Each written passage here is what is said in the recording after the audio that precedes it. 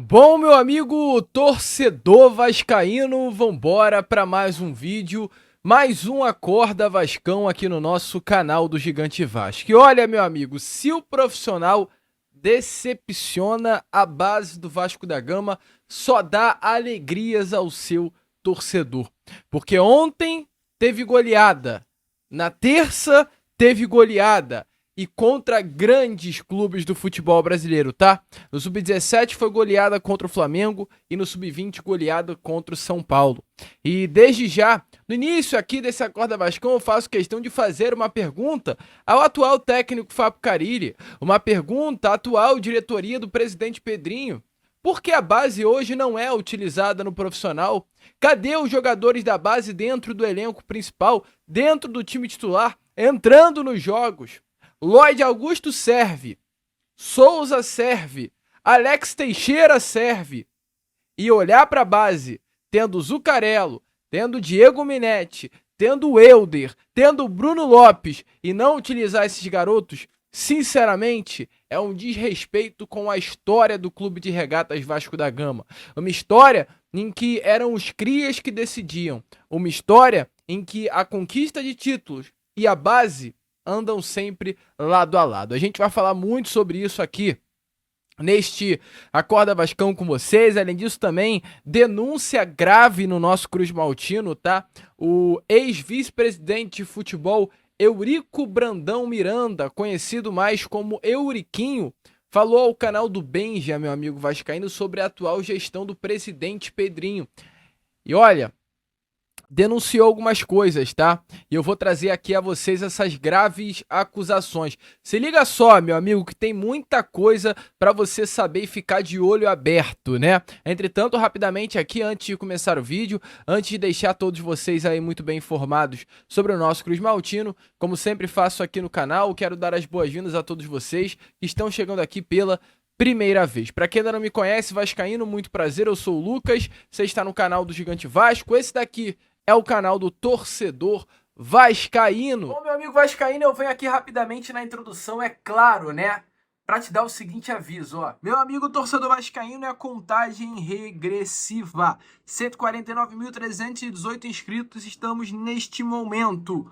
E a gente está aí na meta dos 150 mil. Então você, que ainda não é inscrito do canal, vem aqui agora nessa palavrinha inscreva-se, ó. Aperta nela e já venha fazer parte da nossa família e vamos juntos em busca desses 150 mil. Além disso, clica ainda na palavrinha e aperta na todas, para que todos os nossos vídeos eles cheguem até você aí, meu amigo vascaíno. Então, meu amigo, sem muita enrolação, curta o vídeo e se inscreva. Vamos embora junto em busca desses 150 mil inscritos. Agora, fiquem aí com o restante do vídeo. É, meu amigo vascaíno, agora é assim, né? É desse jeito aí que a gente começa esse Acorda Vascão, porque os 150 mil estão batendo na porta e eu conto com você para que o quanto antes isso possa acontecer. Vambora então, né? Sem muita enrolação, falar logo de Vasco. Eu quero começar aqui primeiramente com vocês este Acorda Vascão, já falando sobre a nossa base forte, né? Pois ontem tivemos aí uma partida válida pelo Sub-17, aliás, pelo Sub-20 do Vasco, pelo Campeonato Brasileiro. O Vasco, aqui no Rio de Janeiro, em São Januário, enfrentou a equipe do São Paulo, uma equipe de qualidade. A base do São Paulo hoje é uma das principais bases do futebol brasileiro, uma base que, inclusive, né, o grego Evangelos Marinakis, ele tem por interesse o investimento.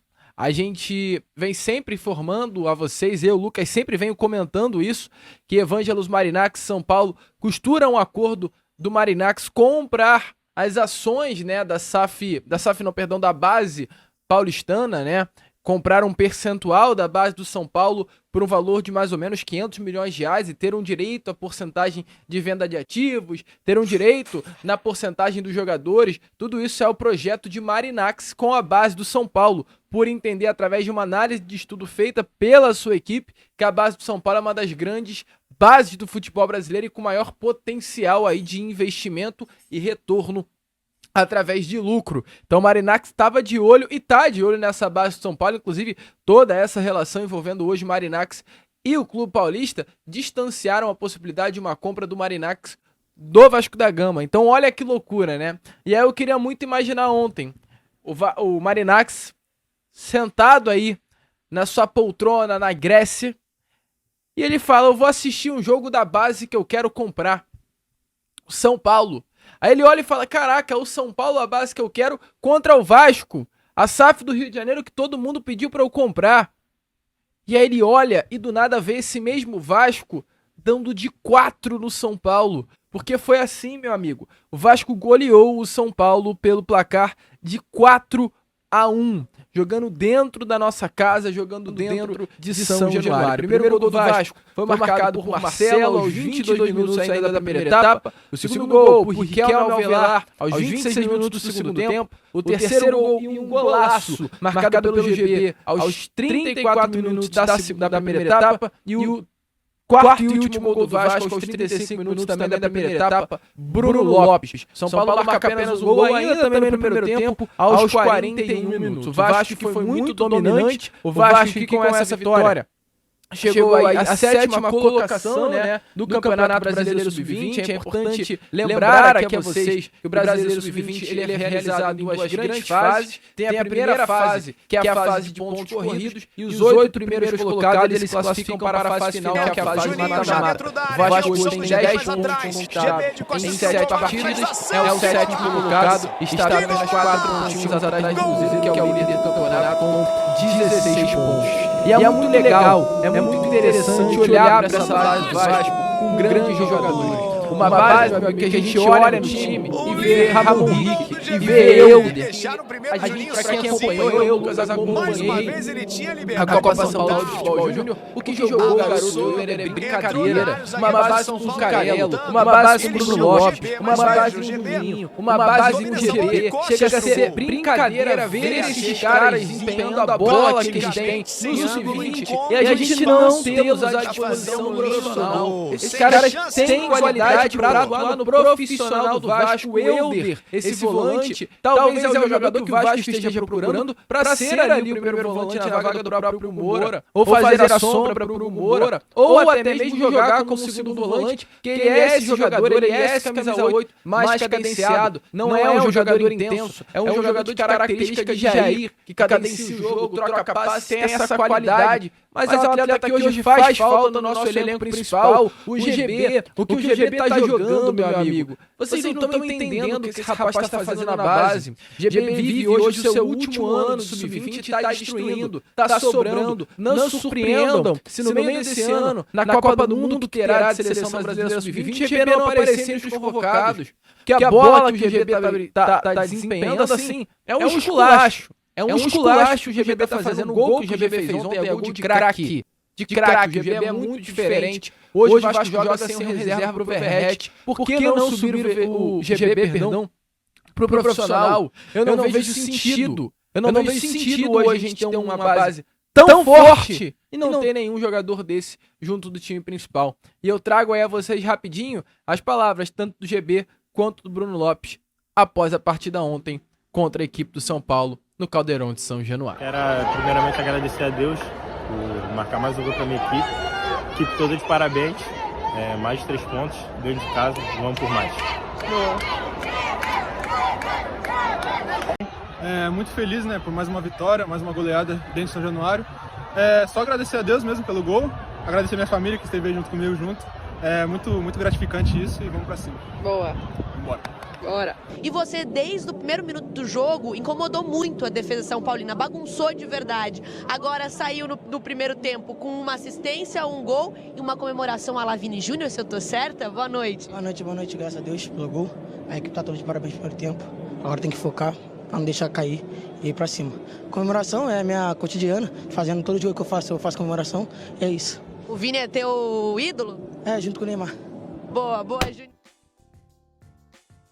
Bom, meu amigo vascaíno, então, como vocês viram aí, essas foram as palavras, né? Tanto do GB quanto do Bruno Lopes, dois dos grandes jogadores aí dessa base. Eu volto a repetir, eu não consigo entender como o GB, principalmente o GB, que hoje eu acho que é um atleta mais pronto, mas tanto o GB, quanto o Lucas Zucarello, quanto o próprio Bruno Lopes, eles não aparecem no time profissional. Isso para mim eu não vou aceitar. O GB ao lado do Bruno Lopes, inclusive, é um dos artilheiros do Campeonato Brasileiro, tanto o GB, Bruno Lopes e o garoto Juninho, com 3 gols marcados com a camisa do Vasco da Gama. E além do Sub-20, que goleou ontem o São Paulo na quarta, na terça o Sub-17 goleou o Flamengo, tá? Uma goleada pelo placar, meu amigo torcedor vascaíno, de 4-2. Esse jogo aconteceu no Estádio Luso-Brasileiro, na Ilha do Governador, jogo de ida. A volta estará acontecendo na próxima terça, dia 29, também no Estádio Luso-Brasileiro, às 3 horas da tarde. Esse jogo foi válido pela semifinal da Copa do Brasil. O Vasco, então, tem esse placar à frente. O primeiro tempo foi muito equilibrado, mas o Vasco logo abriu o placar, né? O rival abre o placar aos 29 minutos uma cobrança de falta e o Vasco rapidamente aos 38 minutos ainda do primeiro tempo, através de uma grande jogada individual do garoto Andrei, ele sofre a falta e na sequência Diego Minetti aproveita e na sobra, cara a cara com o goleiro, finaliza para empatar o confronto. O Vasco logo em seguida faz outros gols e fecha a partida aí pelo placar de 4-2. Aos 11 minutos, Davi Gomes mostra sua força e habilidade, faz aí na segunda etapa a virada, e ainda assim aos 21 minutos ainda do segundo tempo o Andrei faz o 3-1, e já meu amigo torcedor vascaíno aos 42, aliás, novamente no segundo tempo, Lucas Melim faz o terceiro do Vasco, fechando aí o placar. Então assim, uma goleada bem legal do nosso Vasco da Gama, o Vasco que vem demonstrando muita força, tanto no Sub-20 quanto no Sub-17, e essa goleada aí aplicada sobre o rival nessa última terça-feira também é algo para alegrar o torcedor vascaíno. Se infelizmente o nosso profissional não dá alegrias, a nossa base dá. Só para corrigir, 2 gols marcados por Andrei Fernandes, 1 gol por Davi Gomes e 1 gol de Diego Minetti. E com relação ao Diego Minetti, grava o nome desse rapaz, tá? Grava o nome do Diego Minetti. Eu já fiz um vídeo aqui no canal falando sobre esse garoto aí. É muito bom de bola. É muito diferente Diego Minetti. É muito diferente, não é pouco não. Gravem o nome dele. Escuta o que eu tô te falando. Já já esse rapaz aí estará desempenhando como um dos grandes nomes do futebol brasileiro. E como eu tenho força para vir aqui nos meus vídeos e criticar, eu também tenho que colocar a cara para elogiar. Recentemente eu falei nos vídeos aqui sobre o técnico do Sub-20 e o técnico do Sub-17, que foram 2 nomes colocados no Vasco através do senhor Felipe. Foram 2 nomes indicados pelo coordenador técnico por ter uma relação com ambos. Entretanto, se for indicado pela relação, no Sub-17 a situação está indo bem legal. O Cássio Barros ele tem 9 partidas sob o comando do Vasco, com 7 vitórias e 2 empates. Nenhuma derrota, 85,19% de aproveitamento, 24 gols feitos e 9 gols sofridos. Volto a repetir, a mesma força que eu tenho para criticar, porque foi um rapaz colocado pelo Felipe no Vasco, eu tenho que também colocar a cara para elogiar. A base hoje do Vasco rende. Sub-17 e o Sub-20 do Vasco hoje rendem. E muito por mérito da atual diretoria. Se daqui a 3, 4 jogos estiver ruim, eu também virei aqui para bater, para reclamar, para criticar. E a minha crítica agora, nesse momento, ela vai para a seguinte questão. Por que não utilizar essa molecada no profissional? A gente vê o Palmeiras utilizando a base. A gente vê um Flamengo com Wesley, com Everton Araújo. Eu vi o jogo do Flamengo na quarta-feira, não tem problema algum de falar isso, cara. Eu sou Vasco pra caramba, mas eu gosto de futebol. O jogo do Vasco foi 9h30, o jogo dos caras foi às 7. O Flamengo ele utilizou o Everton Araújo no time titular, o Wesley no time titular. 2 jogadores da base. E o Vasco, o Flamengo que é o time mais caro da América do Sul, usa a base. Por que o Vasco não usa, caramba? A gente vê o time do Palmeiras, o Palmeiras é um time que usa a base. Se eu abrir aqui agora o elenco do Palmeiras, eu vou ver a base do Palmeiras em campo. E aí a pergunta é, se o Palmeiras, que também é um dos elencos mais caros do futebol brasileiro, usa a base, por que o Vasco não pode usar a base, gente? Tem coisas que, sinceramente, eu não consigo compreender. Eu abro aqui o banco do Vasco, do Palmeiras, e é todo de base. Kaique Naves, Vanderlan, Luigi, Thales, Luiz Benedetti, todos jogadores da base. Eu abro o banco do Vasco e não tem ninguém da base. Isso vai muito do ideal da diretoria, mas no perfil do técnico Fábio Carille, que é um treinador que não gosta de usar a base. Lá no Santos, ele foi muito criticado por isso, por não gostar de usar as suas peças vistas com destaque, sempre nas categorias de base. E se ele continuar com essa ideia, aqui no Vasco, que é um clube de Romário, de Roberto, de Edmundo, de Juninho, de Pedrinho, de Felipe, caraca, de muitos e muitos e muitos nomes, de Douglas, de Coutinho, de Peck, de Andrei Santos e Roberto Dinamite, acho que eu já falei aqui, se continuar com essa ideia de não usar a base, vai morrer abraçado com essa ideia. Porque no Vasco, se não usar a base, dá ruim. Sabe qual foi o melhor momento do Vasco na temporada passada? Foi quando o Paiva entra no time e a gente vem em São Paulo por 4-1 com gol de Estrela, Leandrinho. E tendo em campo o JP. O vascaíno ele gosta de olhar pra dentro de campo e ver sua base. E ver os seus crias. E aí é um recado. Ao invés de ir lá pra Turquia, trazer um jogador angolano chamado Lloyd Augusto, pagando 3 milhões de euros por ele, usa a base, caramba. Usa a porcaria da base. Todo respeito do mundo às categorias de base do Vasco. E aí a gente vai pra parte da denúncia. Porque é realmente, né? Muito louco. Olhar pro Vasco sem dinheiro, pagando 3 milhões de dólares no Lloyd Augusto, um jogador que hoje não é utilizado porque, nitidamente, a ideia que passa é porque é ruim. E tem uma base boa aí, hoje dentro do Vasco, e ela não é utilizada. Por que essa ideia? Eurico Brandão Miranda, o Euriquinho, deu uma entrevista ao jornal, ao canal do Benja. E a gente traz aqui as palavras do Euriquinho a vocês, de uma grave denúncia à atual gestão do Pedrinho. Tá bem, eu falei antes do Vasco ter a janela de transferência, eu falei que o Vasco ia ter um ano muito sofrido ver esse ano, porque as pessoas que estavam lá, eu já sabia que não sabiam fazer futebol. E as contratações do Vasco estão aí. O Vasco contratou, Benja, eu tenho que ter muito cuidado. O Vasco contratou um angolano para jogar no ataque, que saiu do Sporting B, foi pro Farense, sei lá, de lá foi pro Mafra, clubes que você que vive futebol não sabe nem que existem em Portugal. De lá foi pro Antalyaspor da Turquia. Aí o cara me fez 5 gols em 2 temporadas. O jogador nunca tinha feito uma transferência onerosa, nunca tinham pago nada por ele. O Vasco foi lá e pagou, segundo a imprensa, porque tudo que eu tô, esses números são segundo a imprensa, porque o Vasco é tão fechado, ninguém tem acesso a nada. 3 milhões de euros num jogador desse. Jogador que valia 0, não fez nada, passou a valer 3 milhões de euros. Aí tu vai olhar, vou até falar uma coisa que pode ser até polêmica.